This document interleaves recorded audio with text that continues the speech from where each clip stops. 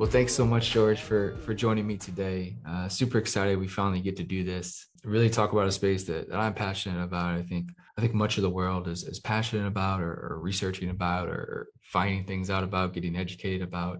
And obviously that's the world of sort of crypto and modern sort of transactions in this day of age where we're kind of taking this complete transition from paper money and even cards now to phones, right? Or digital wallets essentially being the way we move around the world. But before we go into what Nano is, let's talk about your journey a little bit and your journey into crypto and maybe your journey to get to Nano. Absolutely. Well, thank you so very much for having me on. Incredibly exciting opportunity. So a little bit about my journey. So I am George Coxon, director of the Nano Foundation. I'm also director of Appia and advisor to the Global Blockchain Initiative. So I've been with the Nano Foundation for 4 years now and been kind of leading it for the last 2 alongside Nano's founder and Colin Mayhew, who co-directs with me. So my journey into crypto is one of the stranger, I think, pathways.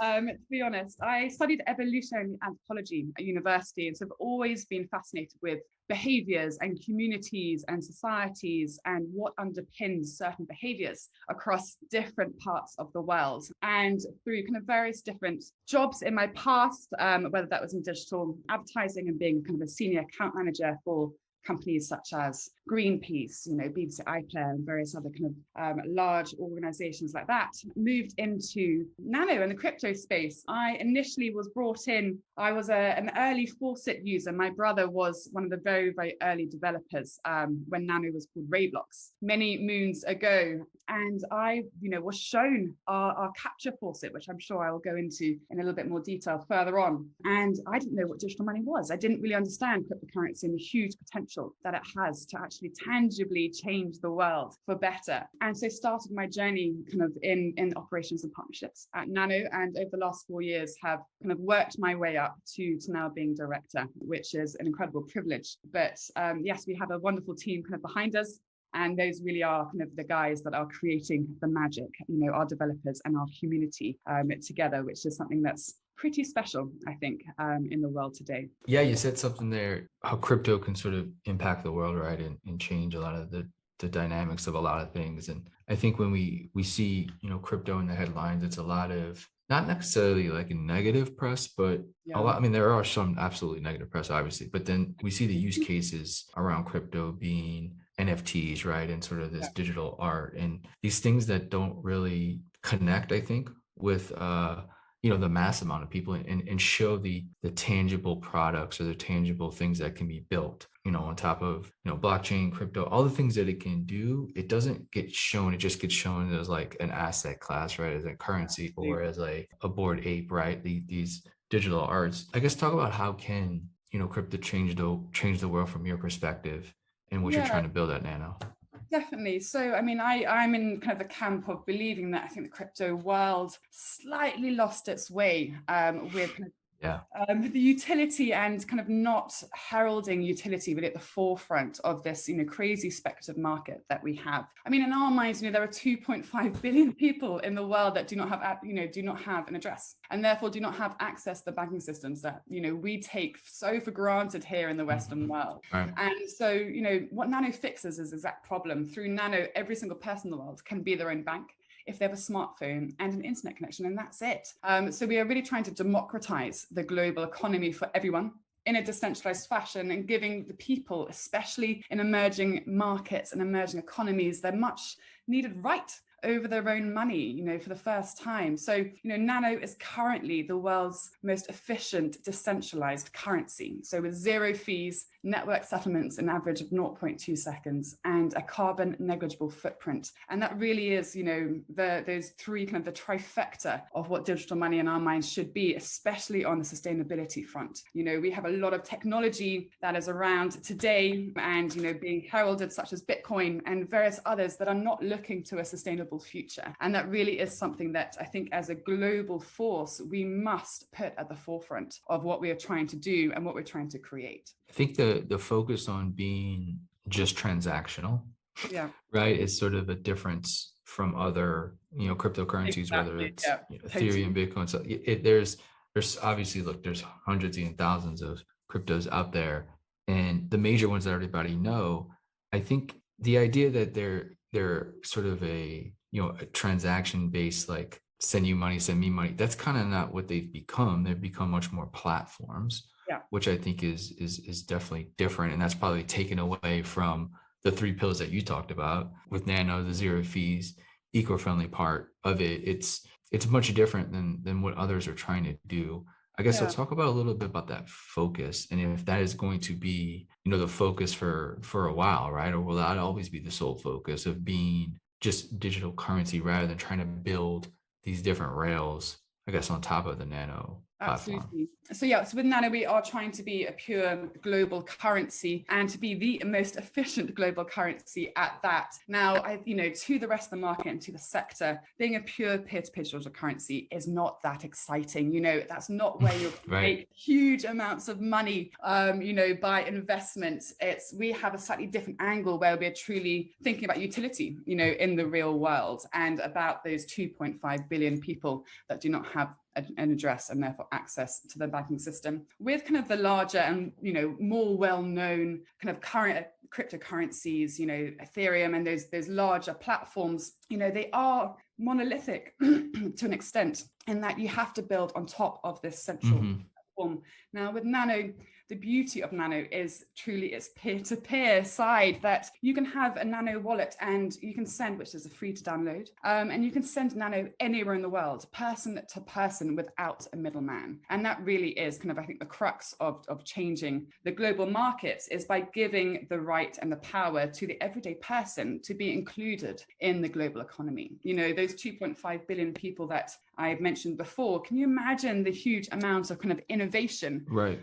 that would happen if they were to be able to partake in the economy? And I think that's, a really kind of important point to make, is that we at Nano were all about fixing a real world problem and not creating a solution to a problem that doesn't really exist. And, cryptocurrency in itself originally was designed to bank the unbanked. And I think this is where the space has slightly lost its way to its designed purpose, and kind of losing that huge potential to empower so many people on such a global scale. We have this kind of spectre of a wild west of a mess, kind of where utility is not at the forefront and greed is. And that's something that, we are really kind of trying to change. Is Nano, and the ethos behind Nano is all about altruism. It's about sharing. It's about democratizing the global economy and sharing passion and this right that I think is so needed, this tool that can be used. I mean, on top of that, the beauty of Nano is that, yes, it is a currency, but it's also a tool to be used when and if you need it. In the Western world, we're spoilt with remittance options and competitive fees, and therefore Nano is a nice to have option or a choice. In emerging markets, Nano is a necessity. It's fixing a real world problem, which is banking accessibility, extortionate fees, huge settlement delays and risk. So, therefore, despite being a single technology, Nano is here to be used globally in whatever way works for you. So whatever money touches, Nano could also do, but in a decentralized, feeless and green way. And it's really as simple as that. It's Nano is just digital cash, which is really exciting. Yeah, it's super exciting and interesting. And the one thing with digital cash is, and really any, I guess, crypto is the power is in its network and its community. Because you mentioned peer-to-peer, right? And the ability to kind of send back and forth very quickly for no cost, very powerful. I want to kind of talk about how do we, or how Nano is thinking about this, and maybe what's the philosophy been to get it within the supply chain. Because I think once this happens, then I think we see real sort of change, real innovation and impact in a lot of parts of the world. Is, how can you pay, at a fruit stand, or, for a coffee, or for whatever it may be, a small business owner accepts it, he or she has to go up in the supply chain to pay, their suppliers, right? So like, how do we get, to me, this is sort of the next level where it seems like you've solved, peer-to-peer at scale. How do we take that from up the supply chain to where we can get businesses more involved, small businesses particularly? Absolutely. And I think this is one of the things that, the whole sector is really facing, especially nano, with utility at the forefront. One of the, I think, really important notions behind nano that really set our ethos up, which is as we have now, is our distribution method, and that really kind of started this rolling adoption and use, and small businesses kind of starting to use nano. Obviously, I'd like to make very clear that we are in the very early embryonic stages of digital money, and there's a lot of work to be done. Yeah. And this is such an exciting starting point. But so how we distribute nano, I mean, I think it's a huge problem and question for any new currency. How do you get that into the hands of people? And where ICOs in our minds only benefit those with capital. And that really is the antithesis of why cryptocurrency was designed. So what we did is we created a website and we called it the Faucet. And anyone and everyone could come online and complete Google captures, and they were awarded in Nano, formerly Ray blocks. I think at the time we were taking up 11% of Google's capture data. Wow. Over those 2 years. It's 2015, 2017, which is pretty nuts. But this method, basically, it benefited those people in the world that had the most time, and their time was valued the least on a global scale. So that really put, utility at the forefront of Nano's distribution, and allowing completely organic growth through emerging economies, because people were earning more through the faucet and by solving captures than their local daily wage or weekly wage in an emerging economy. Through that organic distribution, that's how we started this process of getting nano out into the world, but into the places of the world that really matter, these places that it's a necessity and not just a nice to have. Now, from that point, there then becomes this huge challenge, which is the chicken and egg situation. How do you get merchants to accept nano or cryptocurrencies if the users don't, have that to spend? Now, cryptocurrency is only less than 1% of the global economy. So despite the fact that it is all over the media, when it actually comes down to the word adoption, I do think there is a huge dissonance really between actually what is meant and what is happening. And therein lies this problem, this chicken and egg problem. So what we are doing at Nano Foundation, and what our huge and wonderfully active community are doing kind of on the ground in their local communities, is firstly going to speak with small businesses and showing that,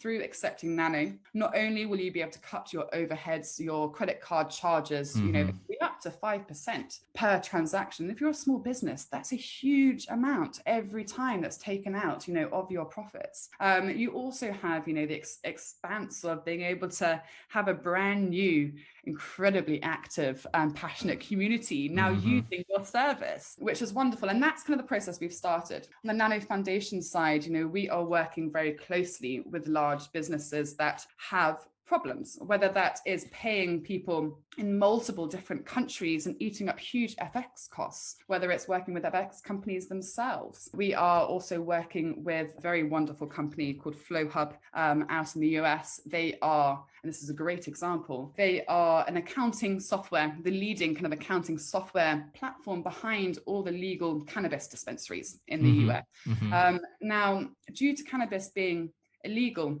on federal law, despite being legal in so many states, their big issue is cross-state payments, and therefore aren't able to accept credit cards. It has not been possible to ever pay for cannabis in person in dispensary with a credit card directly. And so, what we are exploring and our work in the Flow Hub is using Nano to be able to overcome that issue that they currently face due to Nano's cross-border, facets, its speed and its fearlessness. And that is something that's really exciting, because you are fixing a problem that company or business faces. And therefore, obviously, if you provide a solution, it's very hard to then go back. You have a steady stream of use and of volume in a sector that obviously faces a huge amount of banking infrastructure issues. So, it's a really exciting, very early stage that I think, cryptocurrency as a whole, but Nano especially, we're now really ramping up these working very closely with companies that are facing issues. We never, as a foundation, we never force Nano upon anyone, because it's really there to be a solution if there is a real problem to be fixed. If that kind of makes sense. Where real longevity comes from in our mind is as I say, fixing a real world problem, and therefore will kind of secure the future of nano's use by that mechanism. I want to talk a little bit about the eco side of things. Yes. I know there's sort of a lot of articles or just a lot of information coming out around sort of the impact on energy use for really just cryptocurrency as a sector in general, whether it's mining, whether it's minting. There's solutions coming out now where you can, offset these mining and minting procedures. And so, as the industry grows and we see the issues, there's kind of solutions coming in for this side of things, right? But I guess give us maybe a little bit of a education here, and I guess like what is the difference between let's say Ethereum, Solana, whatever it may be, versus Nano from an eco point of view? Yeah, absolutely. So I mean, it's such a important, I think, conversation to have, and I'm very, very glad you brought it up. So Nano is known as the green coin. We have proven that mining is unnecessary to reach a network consensus, and there are other projects that have done so as well. But Nano has an energy footprint for one transaction, so that is 0.00012 kilowatt hours, and the whole network could run theoretically off a single wind turbine. To put that into perspective, that is 15.5 million nano transactions using the same energy as one single Bitcoin transaction. And we truly believe that, to be able to create new technology today with this climate crisis, I think, upon the whole world, it is a humanitarian global issue. We must make sure that, these issues are at the forefront and being discussed. A lot of the arguments that we're seeing kind of in the media, and I think, those defending Bitcoin and its energy consumption, which, just so you know, is currently on average 1,726.5 kilowatt hours. But the argument really here is it's not about who is right or wrong. It's fundamentally about progress and innovation. And if a better solution is available, you use it. And that has always kind of been the case with technological progression kind of through the ages. I do think, if people took off their rose-tinted glasses when it came to personal investments, the facts show that Bitcoin's energy consumption just is unsustainable, and it's kind of as simple as that. And as you so rightly said, the arguments around the consumption for the Bitcoin network revolve around statements such as, well, it uses renewable energy, so it's fine, or it's fine because the energy being used has already been created. However, I mean, I truly believe that's a positive feedback loop of support and misguidance that is being created. And it's not so much that the defense statements themselves are factually incorrect. It just doesn't matter. In my mind, my point is that if there's a technology that has burst into the scene, whether that's cryptocurrency or not, that is not looking towards an energy sustainable future of the world, then more innovation needs to happen to make it so. And that's why we're seeing in the crypto market, a move towards proof of stake is indeed kind of needed and great to see. However, it can go one step further, and that's really where Nano is to this day. I think, a really good way of putting it to perspective is if, Bitcoin were a run-of-the-mill company and no one, had an investment as, so many do today, would we all be kind of defending its energy consumption against green alternatives? And I think the answer is no. I think we'd all be kind of, along the sides of Shell, picketing outside their offices going, you need to come up with something that is looking towards a more sustainable future. I do think there's also kind of a large dissonance and, this greenwashing that is happening, especially in the crypto space. You have various coins and, companies that are saying that they're green. However, the CPU power needed is X and Y, and actually that completely counteracts what they're saying. I think it's kind of important to also make clear that, the cryptocurrency firms, and there are a lot of them that support and facilitate non-sustainable technologies, yet have their tagline, which I think is so overused, bank the unbanked, or they keep providing banking, for those in emerging economies. It's really those people that you're trying to help that will feel the largest brunt of climate change, and responsibility to not using or facilitating greener solutions must be taken, because it's incredibly hypocritical, in that realm. We must look towards sustainable, to a sustainable future. And also, digital money just should not cost the earth in any way. If it is, then we're doing something wrong. So it's quite a hard stance in it all, but I do think that we're in the midst of a crisis, this climate crisis, and it's upon us. It's not this dystopian future; it is here today, and it's something that we all need to band together to tackle. I want to kind of stay here for 1 second because Yeah. there's so many tentacles of it, right? Because I think what we're talking about here is, I guess, like transactions are one thing, right? Yeah. And that is sort of like you said, like something like Nano seems to be like a very obvious choice for that, right? For sort of specific transactional methods and just that sector of figuring out digital money, scalable, sustainable. This seems to be like it's kind of already here, right? Yeah. And when you look at like Ethereum, or say, let's say Bitcoin, Ethereum, the two biggest ones right now, and they're like we said before, they're less about transactions than trying to build out essentially like different company structures around certain things, right? So like Stacks, for example, I believe is built on the Bitcoin protocol and is using city coins, right? They're creating the city coin idea where you can essentially, what they're doing in Miami with city coin, and the utopian idea, right? What Mayor Francis says is that it could be possible that citizens don't have to pay taxes, right? Or taxes can be really, really, really reduced, right? Through this mechanism of what Citicoin can do. And so I get arguments from both sides, like some things about Bitcoin are not sustainable, right? And some things about Ethereum are not sustainable. But the idea that something like this can be created, right, from the Bitcoin protocol, which is separate from like the digital transaction space, right? Like that's, I think, what we said earlier, where these big platforms kind of got away from being, they know they cannot be what Nano can be, right? They're from the digital transaction point of view. But I think if the focus on the rails and building out different forms of ways local governments can interact with taxpayers, and taxpayers can actually get a return from good decisions that local government make, that does seem to be a very positive thing for the people that affects, right? Yeah, So I can see both sides. I have to say I as can well. see both sides being right in some ways.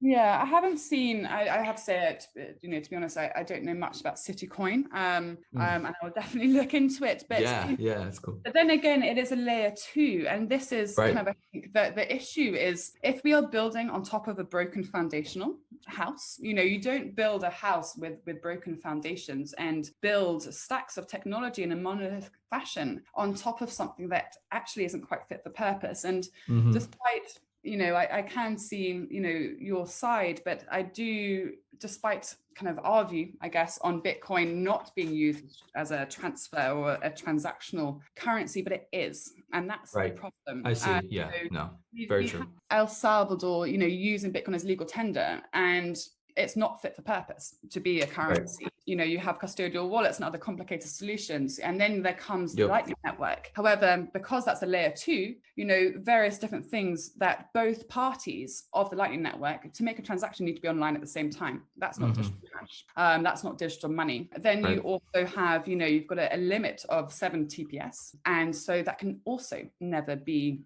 digital money. However, I don't actually truly believe that Ethereum and Bitcoin do believe that they're not money, you're right. I guess, but they could never compete like with the speeds of Nano and the no fees part of things like that. That doesn't seem to be a capability for them. No, I think it's more of an awareness issue, and that's something that we are fighting. Exactly. On our side. I guess what I'm trying to say is that there's different currencies for different cases. But should there have to, if one could do it all? I see. I mean, yeah, I see what you're saying.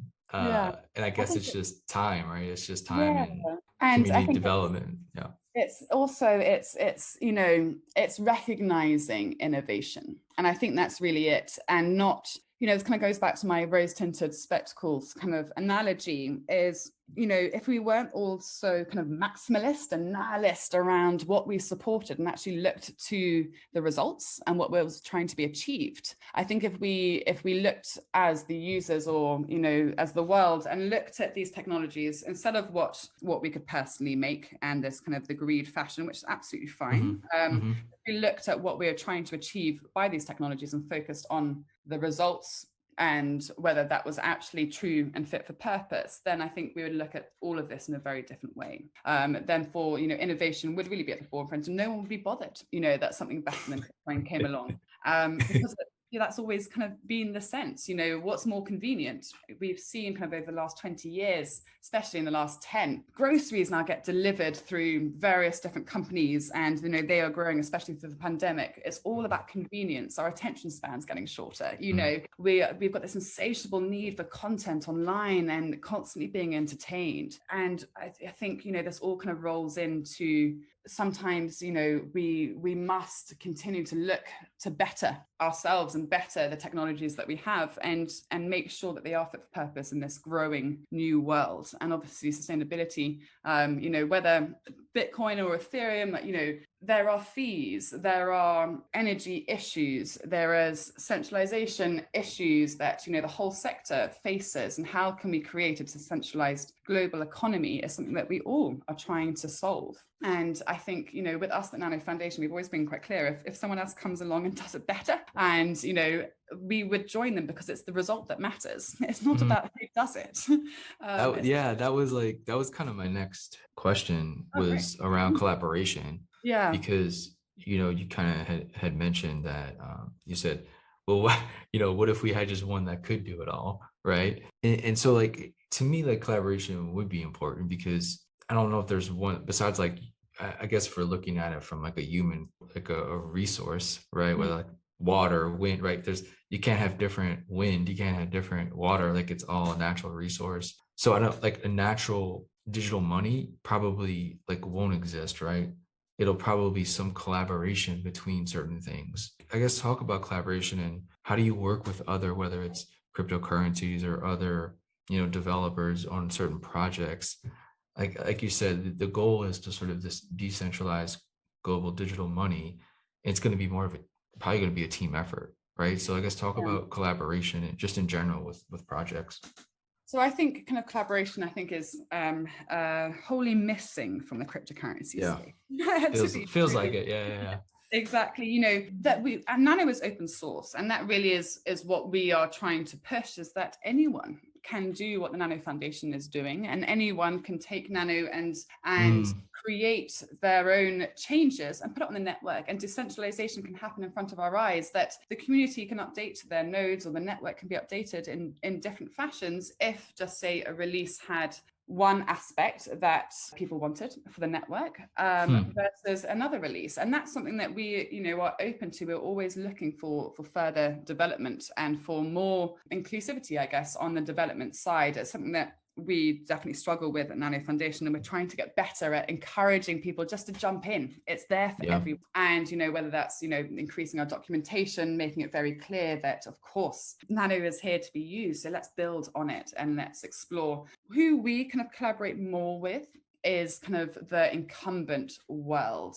And so we are working with a large kind of and huge FX project that's very, very exciting, and working with kind of incumbent players there using Nano, rather than, I think, the collaboration that we'd love to see in the cryptocurrency space. I think the maximalism of each project, and I have, hold our hands up, is something that I think we all have had, ourselves. It's a highly competitive space that people aren't that open to collaboration so much, but from a coin team to a coin team. However, there's a lot of collaboration between services and, for instance, Nano. So just say there is a service that's a new POS service that will allow Nano transactions in the real world through POS. Those are the companies that's huge. Yeah. Exactly, we'll collaborate with, and the payment processors, and we're looking to collaborate more with a lot more of the companies that hold the key to the accessibility of Nano.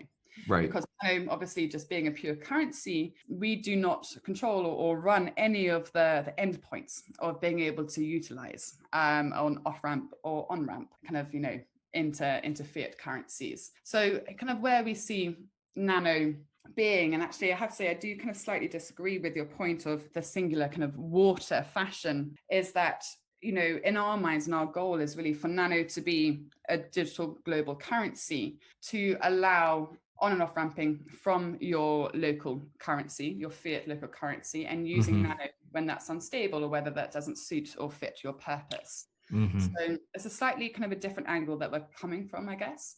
Yeah.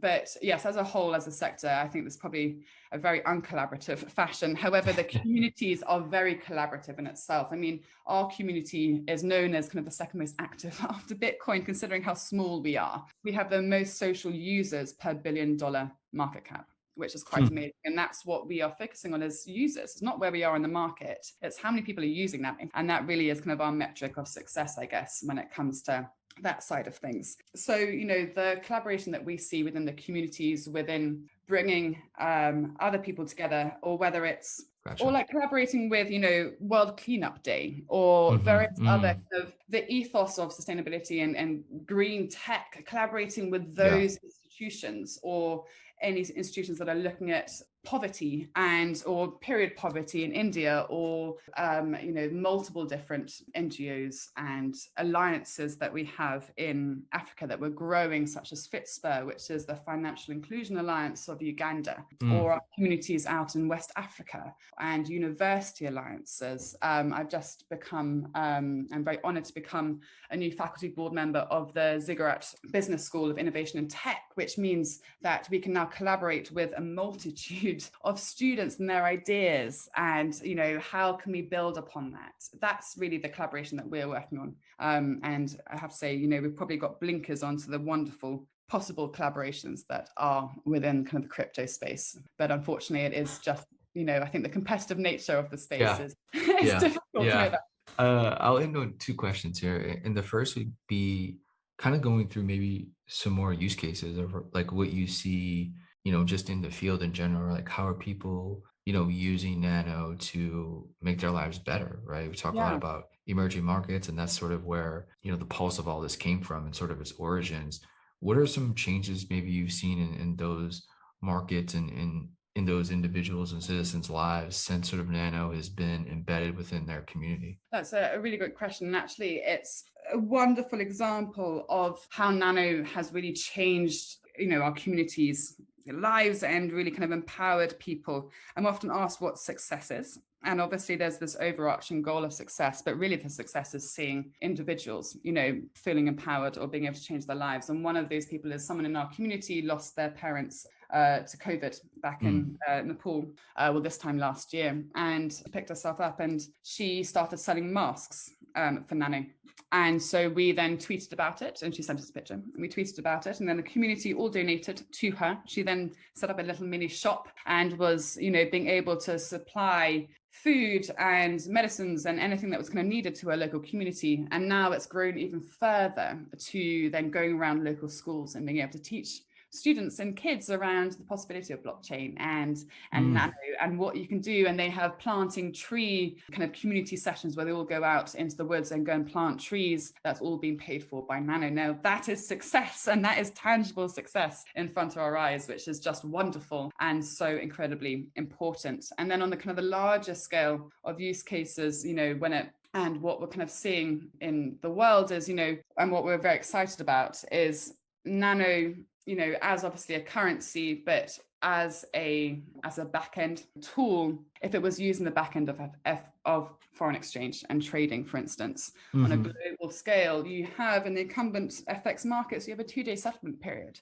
and you have to put credit up to be able to partake in kind of, this big boys game. Right. Actually, we can all remove that by using Nano in the back end, and have a 0.2 settlement transaction time, therefore removing risk and liability of trading institutions, which is incredibly exciting, while also being able to reduce a huge amount of overhead on fees. If you look at small businesses being able to cut their overheads, as we kind of described earlier, Yep. and have more freedom of being able to accept a currency and being able to be paid for, services. We have a wonderful plethora, I guess, of talent and opportunity within our community and ecosystem. And I think what Nano does is it's bringing people together, whether from the Western world or developing worlds, freelancers and skilled individuals that can, plug into the digital economy and really then exponentially increase their customer base for free, and without borders.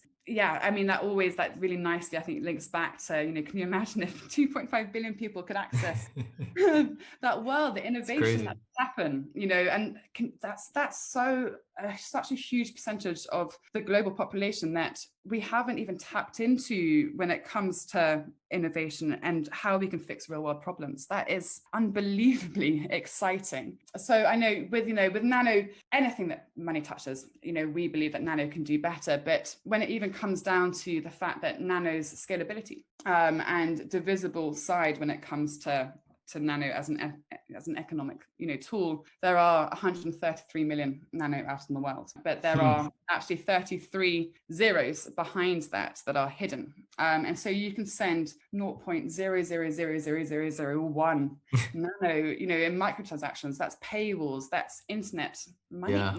Be the currency of the Yeah. internet. And we could start putting a value on content in such a different way. You can allow individuals to really start monetizing, their skills and their talents on an individual basis with no middlemen, whether that's, as a musician, artist, having a small business, writing articles. That's really so exciting to be able to, and I do think the word empower is so overused, but to empower a huge majority of the individuals on this planet who haven't been able to do so before. That's incredibly exciting. Yeah, no, it's pretty crazy what's possible, right? And Yeah. I think it's just time, implementation, It execution, is, all but these things it's that, seeing it, it's happening, I think, and it is happening in front of our eyes. I mean, our community is growing exponentially. And, if you ever spend a second on our subreddit, and that's nano currency for anyone that's listening, but, every other post is someone's come up with a novel new way of using Nano within their local yeah. community. God, yeah, it's so inspiring, and it keeps us going. I want to end on you talked a little bit about success and maybe vision down the line. I know it's tough to answer and you probably get asked a lot, but if you look at like the next decade, what does success look like for like the Nano Foundation? Like what are some of the goals or metrics that you would love to see like in a decade? I know it's a long time and things move really fast, so I guess try to answer it, but be as ambitious as you want, I guess. I will be. I will. I mean, we are an incredibly ambitious team. We're 11 people, which is madness, spread around the world, and then this huge community. But Crazy.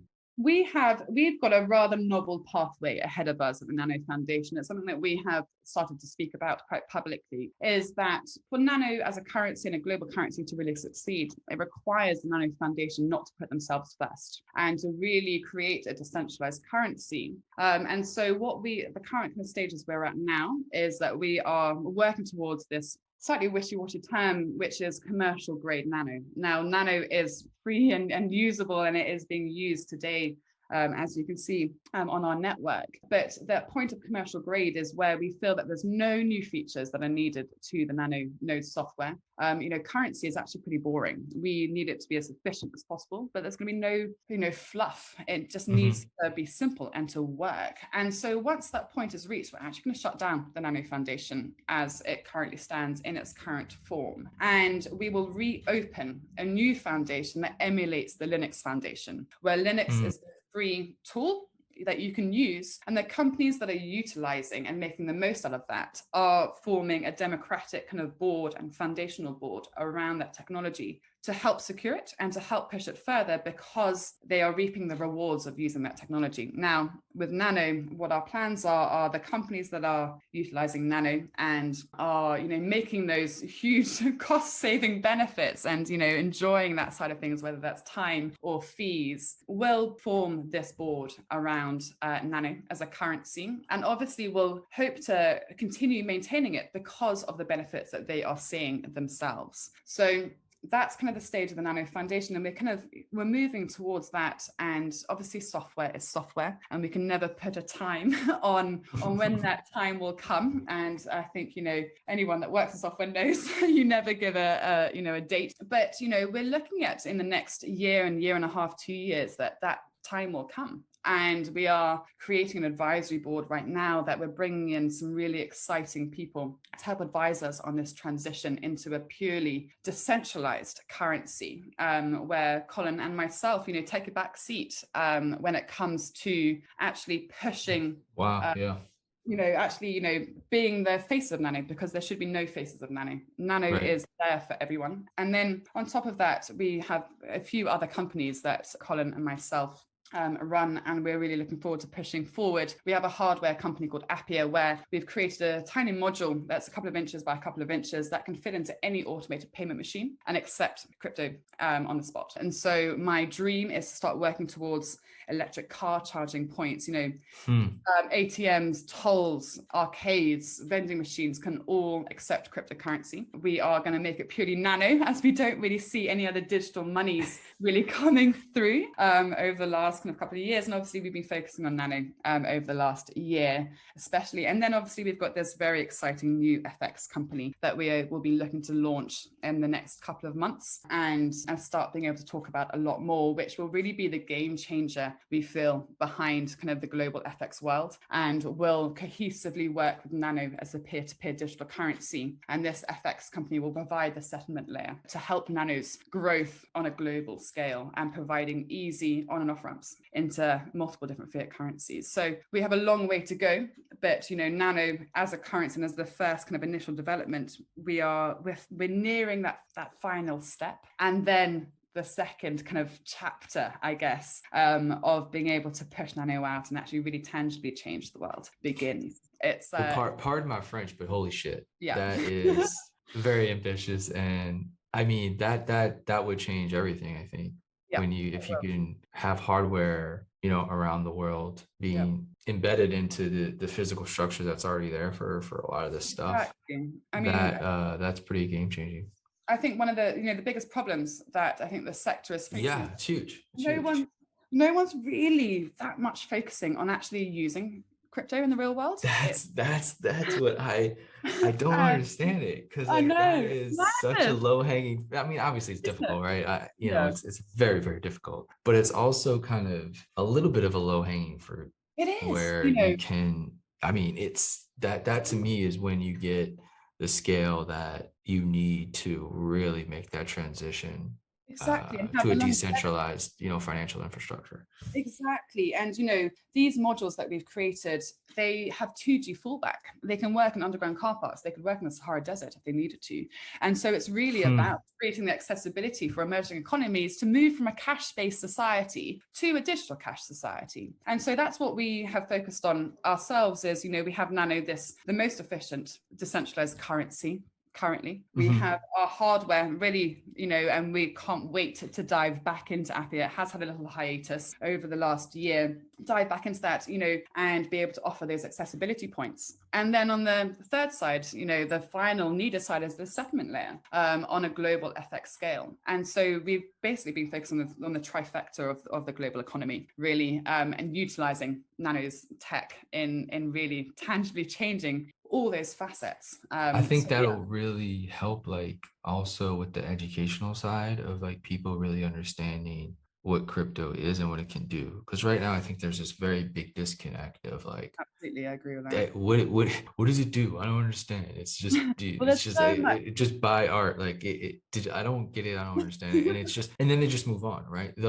I get it, because why would you want to complicate your life even further, right? But I think if you can tangibly show people in the real world how digital can affect them personally, that's when you start to get the adoption at scale that I think we all want. And this comes back to fixing a real world problem and not creating a solution to a problem that does not exist, which I do think 99%, of crypto space is. We're actually trying to pull ourselves out of being named a cryptocurrency. Obviously, I we agree. are, No, you know, I know it's been stamped in the industry, and it was a bad way to introduce the world to blockchain. yeah, Because in a currency way, I completely. think it set back the whole sector, unfortunately, because Yeah, of that branding.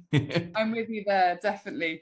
We have just released our new currency symbol. And we are kind of the second, I think, third behind Bitcoin in doing so, where we're really trying to put this foundation in that Nano is a real world currency, and so you can now price things with a currency symbol that fits so seamlessly alongside fiat currencies. We've just changed our ticker to be XNO instead of Nano, so it is compliant, ISO compliant, to be able to be used Mm. as a global currency. And we're really trying to set those foundations in motion because we are goddamn ambitious to make this happen, because it's tangibly happening in front of our eyes. It's Yep. starting. And yeah, I mean, God, I'm excited. I have to be honest, and I'm very glad you are too. So Amazing. Well, thank you so much, George, for taking the time.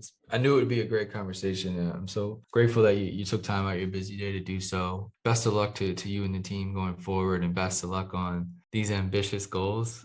awesome. But thank you so much for taking the time. Really appreciate it. Thank you so very much, and we should definitely do this again in 6 months' time and see how that ambition has worked out. I think would be very